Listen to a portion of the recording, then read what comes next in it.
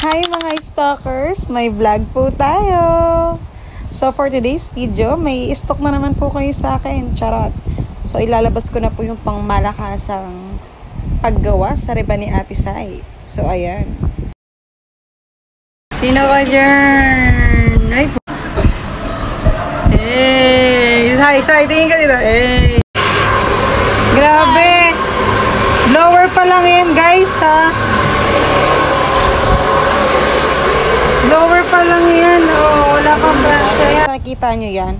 Isang apply pa lang yan. Isang apply pa lang ng gamot. Pero tingnan mo, grabe. Napaka-smooth na. Straight na talaga. Ayan, yan yung dati niyang buhok. Wow. Bago iriban. My God, diba? Nakita nyo yun? Parang pugad ng mga ibon. My God. Oh, so, tingnan mo. Pakit si ante.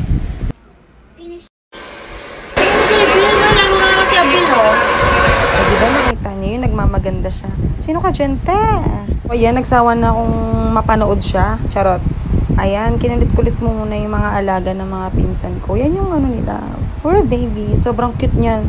Sobrang sweet. Grabe. Diba? Sobrang sweet.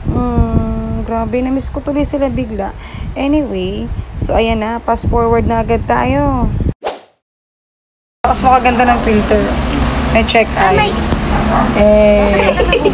Filter na yun. So ayan, aura muna tayo ha. Magsawa muna kayo sa kaka-aura ko dyan.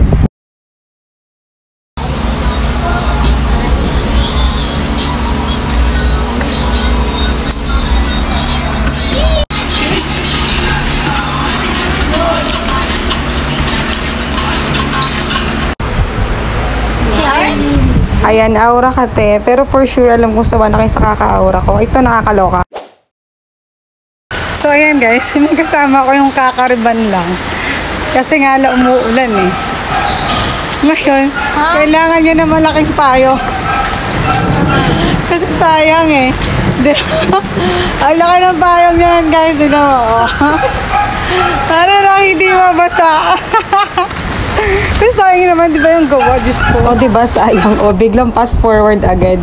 Yun lang, share ko lang yun. Kasi biglang umulan talaga, as in. Yung kung kailan pa uwi na kami. So, syempre, ingat na ingat kami. Sayang naman ang pagkariban niya. Ayun, pinahiram kami ng pinsan ko ng malaking payo. So, ayun, pinanindigan niya habang pauwi. Charot! Pero totoo, yung kasi dadaan pa talaga kami sa McDo. Kasi nagutom ako, kakaantay sa kanya. So, ayan na. Diyan na mag-e-end. Bye-bye! Wow.